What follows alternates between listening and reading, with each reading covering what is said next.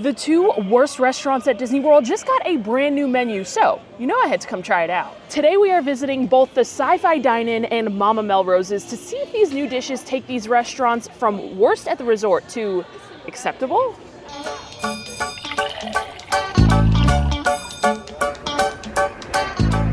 Now, I've covered both of these restaurants many a times, and every time I am just blown away by how truly awful the food is. Last time I visited Mama Melrose's, I actually could not swallow this godforsaken meatball. But I don't know, I have high hopes this time around. Some of these new menu items sound really good. Like a new smash burger of sorts from Sci-Fi and a new Wagyu beef pasta from Mama Melrose's. I don't know, I'm very hopeful for these, and Lord knows these menus needed an update. Our first stop of the day is gonna be here at the Sci-Fi Dine-In. Now, every time I dine at Sci-Fi, I do have to mention, the ambiance is incredible. It feels like you're really at like an old-timey drive-in movie theater. The ambiance, incredible, but every single time, the food is just abysmal. Matter of fact, when I ate here just a couple of months ago, I stood in this exact spot and talked to you guys about how desperately they needed to change this menu up, because I would come here all the time if the food was actually good.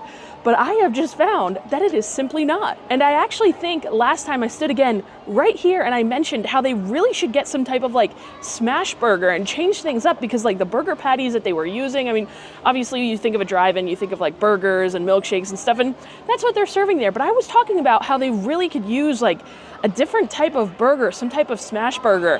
And I feel like that's what they've added to the menu. So Disney, were you guys listening to me? It seems like it. Now we have a smash burger, but there's also a couple of other new things that I might check out as well. So I've got our reservation here. We're gonna head inside in just a moment. All right, we have made it into our table. This time around, I decided to go for one of the flying saucer tables in the back of the restaurant. Usually you kind of like sit in the cars, and it's very, very dark up there, and it can be like a little bit uncomfortable because you're kind of seated with like another party if you're just a party of one. So I've got my own table here in the back.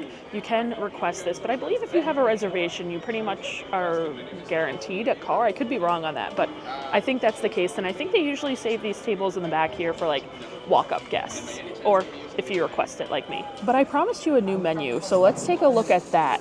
As far as the appetizers go, I do see one thing that is new, those mini corn dogs there, and I have confirmed they are the same corn dogs that they have at Casey's. They're just served with dipping sauce, which I would assume is ketchup and mustard, for $13. So a pretty expensive appetizer for mini corn dogs, especially when you could get them for, I believe, $10-11 at Casey's with fries. So that's definitely interesting, but that's a new one there. Oh, and also, you'll notice that they took the fried pickles off of the menu. Last time I was here, I tried to get them, and they actually like just ran out or something. So I don't know if that was like a supply issue or what, but there are no longer fried pickles here. I know a lot of people are going to be upset about that. But moving on down to the entrees here, they have, of course, all their different like burgers. They have a chicken salad sandwich, a grilled chicken salad, a bunch of burgers, like I said. But I am here for specifically this beamed up burger here, and then right next to it, the prime rib sandwich. Both of those guys, brand new. Just came out, I want to say like a week ago or something. Like I mentioned, I have never been a fan of really any of the food here, but specifically the burgers and the wings. The wings have still stuck around on the appetizer menu. The wings here, they actually might be the worst thing on the menu, but the burgers are a close second. Last time I came, I really did not care for my burger whatsoever. I got the feature film burger, which had like pastrami and stuff on it. It is still the same months later, so they're not really changing it up much. But they did get this new beamed up burger here, and I typically prefer like a smash burger to like a thicker patty. There are some thick patties on property that I really enjoy, like the one over at Tiffin's, the one over at Victoria Falls Lounge. Those thick patties are good, but usually I prefer a smash patty, and that's what it looks like this beamed up burger has got here. So I'm kind of curious to see what it's going to look like when it gets to us. And then I also got the prime rib sandwich for science. I love like a good like cheese steak. A steak sandwich is always really good to me. So we'll see how they're doing it here at the Sci-Fi. All right, the food has come out pretty much like 5 minutes after ordering it, which you guys know I say it all the time. I don't like when that happens, because that just makes me think that the food is not fresh. It's kind of just been sitting there ready to go.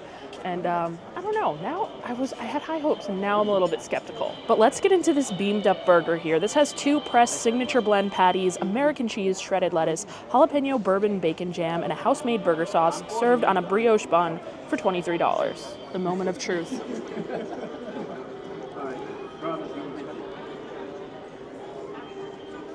Okay, Sci-Fi, I see you. First bite, nice and juicy. Nice little crust on the patties as well. Gotta go in for number 2 so I can fully give you the full assessment here. Well, I cannot believe I am saying this. This is a fantastic burger. This is, without a doubt, hands down, the best thing I've ever eaten at the Sci-Fi dine-in restaurant. They finally got it right, and all it took was a smash burger. My suggestion from a few months ago. You can kind of see that crust that was created on the outside of those smash patties. See, that's why I love smash patties so much. They get a nice crust, they're nice and juicy. We've also got 2 slices of American here. We've got one on top, one between the burgers, and then that jam on top is delicious. That jalapeno bourbon bacon jam, it almost kind of gives like caramelized onions on there. And there, as a matter of fact, it looks like there are some caramelized onions in there. The flavor is great. I could also see some sprigs of like rosemary. I'm also enjoying this bun that they're using a lot. It's different from like the quick service restaurant buns, which I hope it would be. But I don't remember if the other burgers use this exact same bun. They probably do. I just have never realized because I just don't like the burger so much that it kind of just masks the bun. But this is really, really good. I mean, you guys can see how juicy it is. It's giving the juiciness of like Steakhouse 71. Like honestly, this tastes very similar.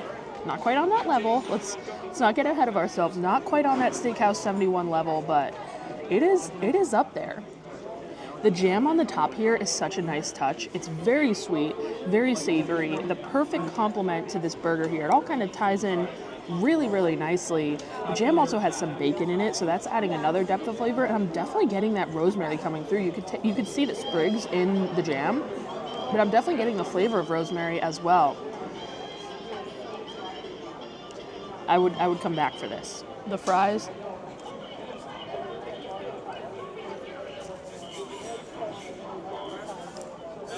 they could always use some work. At least they're seasoned well today, but I don't love a thick cut fry. I like a thin fry and a thin patty.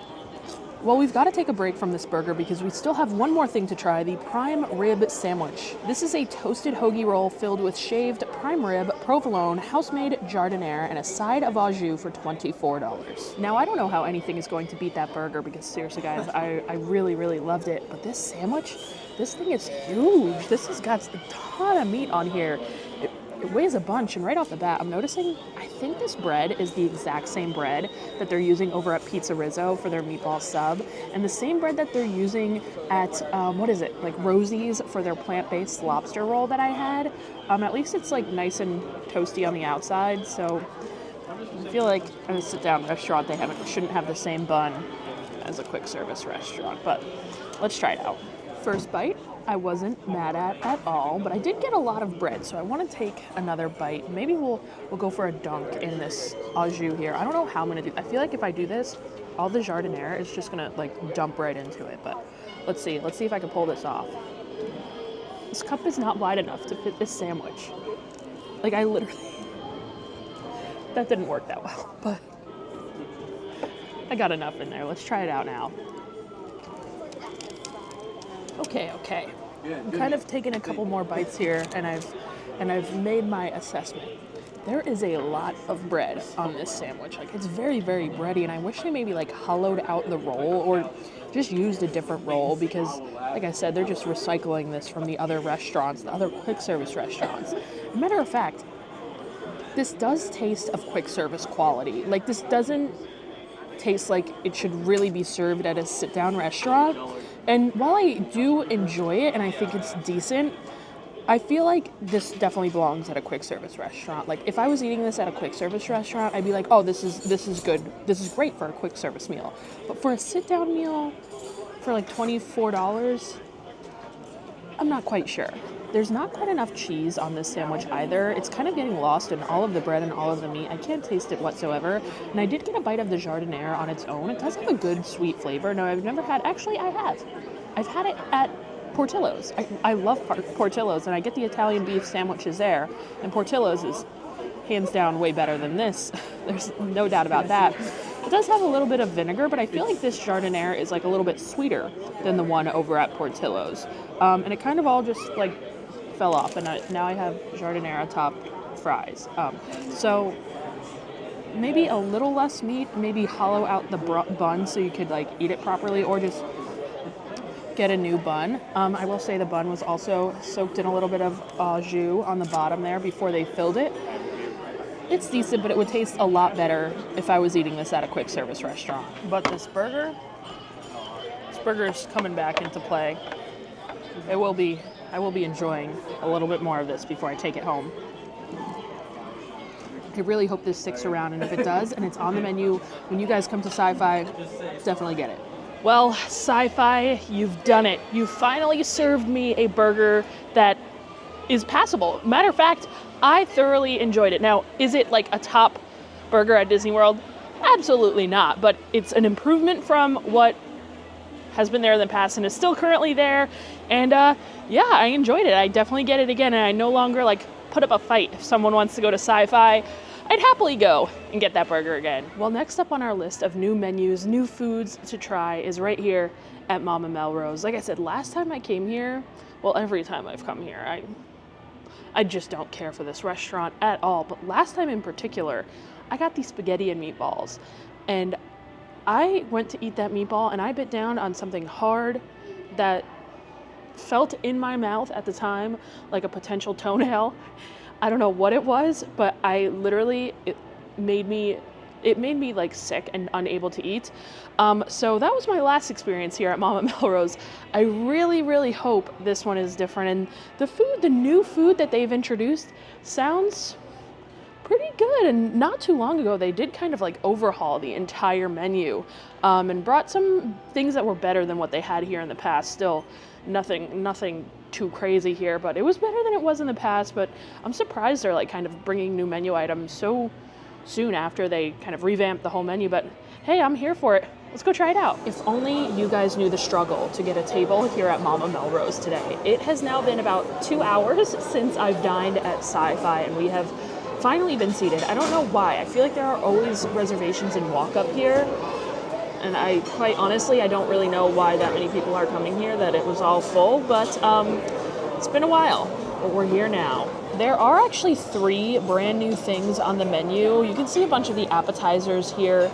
None of them are really my favorite, especially this prosciutto and honey pizza. It's literally deli ham pizza, but I digress. The new thing on the appetizer menu is this Tuscan white bean puree here. So I think we're gonna go with that. I don't know, I'm gonna see. $14 for some bean puree sounds a little bit crazy to me. But moving on down to the entrees, we've got a couple new things here. There are 2, the Mama's pasta with shrimp, as well as this red wine braised Wagyu beef. So some interesting things to check out. This time around, I will definitely be staying away from the spaghetti and meatballs. Last time I was here, I was filming a video on the worst foods in Hollywood studios, and I was going based off recommendations from Yelp of like 1-star Yelp reviews of what people were saying was the worst. Spaghetti and meatballs was mentioned a handful of times, so I had to torture myself and get that. And no longer, I will never be having the spaghetti and meatballs here again, unless I do another worst food in Hollywood studios video, because that will surely be on it. But we're gonna stick to the new stuff, like I said. Starting with this Tuscan white bean puree. It has roasted garlic and eggplant, fresh herbs, and chili oil for 14 buckaroos. All right, let's dig into this dip here. It is served with actually cold to the touch focaccia here. I do smell a little bit of the thyme that they sprinkled on top, but we'll go for a dunk in this bean puree here. Get some of that chili oil on. Let's try it out. I don't know how to feel, but I do know that this is probably the worst focaccia bread I have ever had in my entire life. But I'm gonna take another bite here. I always like to take like 2 bites before I give my final assessment. So let's get another bite in here. I just can't taste anything other than this bread here. This is like, I mean, this is like spongy, soft, and cold. Like, you know how focaccia bread is supposed to be like, you're supposed to put like olive oil on top, and the top almost like fries. Like, the top is supposed to be really nice and crusty. This tastes like it's just like straight from the grocery store here. Like, this focaccia bread is truly awful. But I do want to try this bean puree maybe on its own, because I feel like since the focaccia bread is so bad, I'm not giving it a fair shot of the actual dip itself. So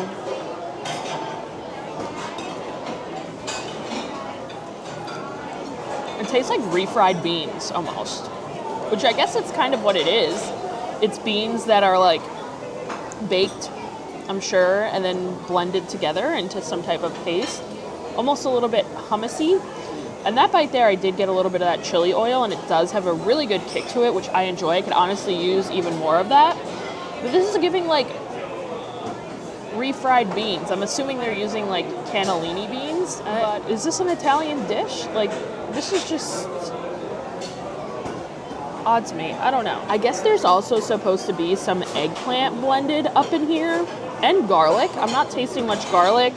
I'm not tasting the eggplant. I guess eggplant doesn't have too much of a like heavy distinctive flavor, but I wish maybe like the eggplant was more like chopped up, so it gave this dish a little bit of texture or something. It's on its own. Could really use some texture here, especially since this focaccia bread is certainly not giving it any. I don't know. I would not get this again. It is a plant-based dish, so if you are vegan, maybe you want to check it out. But I would never get this again.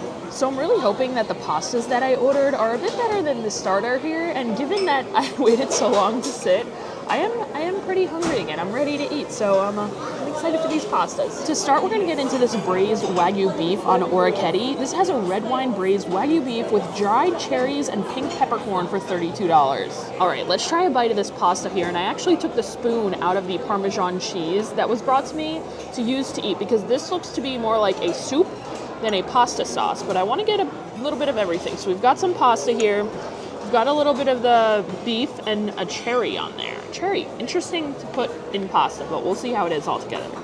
I lost a pasta. Okay, the flavor of the sauce with the pasta and the beef is nice and rich. It's almost like mushroomy, red winey. But then you bite down on the cherry, and that really, really threw me off. It almost has the consistency of a raisin, and I don't necessarily want the consistency of a raisin while I'm eating pasta. Also, the flavor just added like this strange tanginess that I didn't love. Like, when I saw that there were cherries on this pasta, I was like, this could either go one of two ways. That could weirdly work, or it won't, and I don't think it does. Also, this soup / gravy on the bottom is crazy. That just lets me know that they didn't kind of like saute everything together for too long, because what should have happened is they should have cooked the pasta just before al dente, taken it out of the pasta water, and mixed it in with the beef and the sauce and let it finish cooking in there, and that would have kind of thickened everything. However, this pasta sauce, I wouldn't even call it that, is so thin that is literally like beef gravy. So bizarre to me. Yeah, I absolutely do not like either the flavor or the texture of the cherries in this dish whatsoever. I guess the flavor of everything else is, it's okay. Good salt levels. The beef is nice and tender. I'm not sure if it's actually Wagyu beef. I don't know. I can't really taste the difference in here. It honestly just tastes like pot roast to me. And for $32, I expect this dish to be a little bit, at least the pasta to be fully cooked in the sauce so it thickened. Like, for $32 for a freaking bowl of pasta, it should not be this soupy. Like, it should not be like this. And I guess the reason that I go so hard on Mama Melrose is because the prices are so expensive. Like, this is a $32 bowl of pasta, and I understand the like rigatoni over at Topolino's. It's $42. That's an even more expensive bowl of pasta, but at least the taste is fantastic. I just don't know how well this was prepared, and the flavors are just like so average. It just tastes like something I could get at the OG, or I could make myself, honestly. So overall, okay, not great, probably wouldn't get again. Now for Mama's pasta with shrimp. This has 3 cheese sauce, sauteed kale, roasted butternut squash, and wild mushrooms for $36. First, I would like to point out that there are 6 extremely tiny shrimp. This one isn't even fully deveined. There's still a little poop in there or whatever. But these are also like the quality of shrimp that they're so poor that they're like translucent and nearly gray. Like the quality of the shrimp for, again, a very expensive pasta dish. I just had to check again. $36 for 6 shrimp of this size and this quality. Highway robbery. And I know this has not much to do with this video. Well, kind of, because we're talking about this pasta. But I paid $35 for a shrimp po' boy over at the Cake Bake Shop the other day, and there were 12 humongous, fresh, juicy, plump shrimp on it. And everyone's like, $35 for a po' boy? That's crazy. Guys, come over here and start talking about this pasta, because this is $36 for some crappy shrimp. But maybe it tastes better than it looks. Who knows? You know I'm going to give it a fair shot, a fair review. If it tastes good, I will be letting you know. But it don't look good. That's all I'm saying. We got to get everything here as per usual. This is more difficult than I thought it would be. I'm trying to get a butternut squash. Okay, I gotta do it that way. Let's see.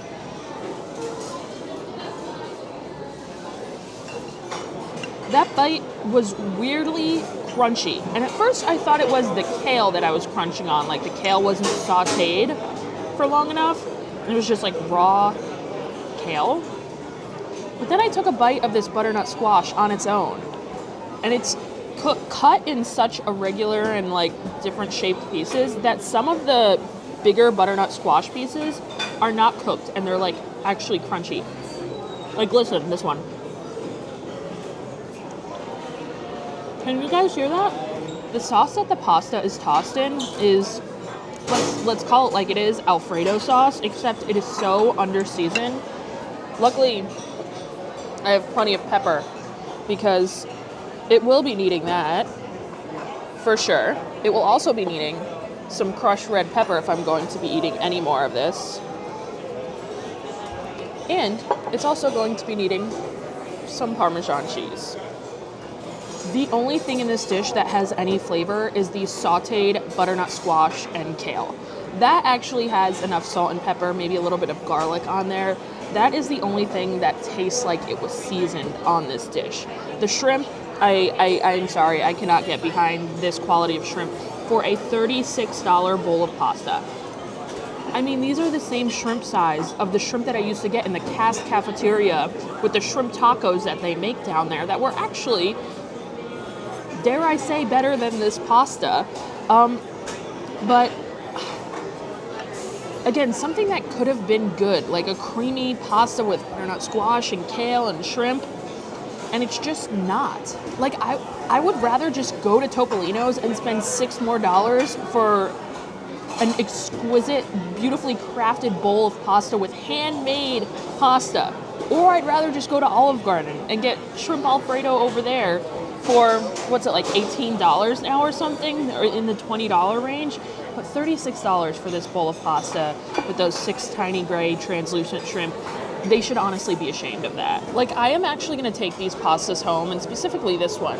I'm gonna put this on the stove in a pan and cook it like it should have been, so that sauce thickens in there. But I don't think there's any saving this. Moral of the story: never trust Mama Melrose. I'm gonna keep going back when they get new things to try it out and see if it gets any better. But my trip there today was pretty disappointing. But my trip to Sci-Fi, thumbs up. I never thought I'd see the day when Sci-Fi would get a thumbs up from me, but today, that burger did it for me. And of course, with all Disney food, there's gonna be some things that are bad, some things that are so-so, some things that are great, and some things are gonna have an off day and be inconsistent. That's just how Disney food goes. But you guys know I'm always gonna tell it to you straight. My reviews are always going to be honest. So with that being said, if you like honest Disney food reviews, I am always gonna give them to you. Hit that subscribe button, and that's gonna do it for us here today. Thank you to all of my Patreon subscribers for supporting the channel. Thank you to all of you for watching, and I'll see you guys in the next one. Bye.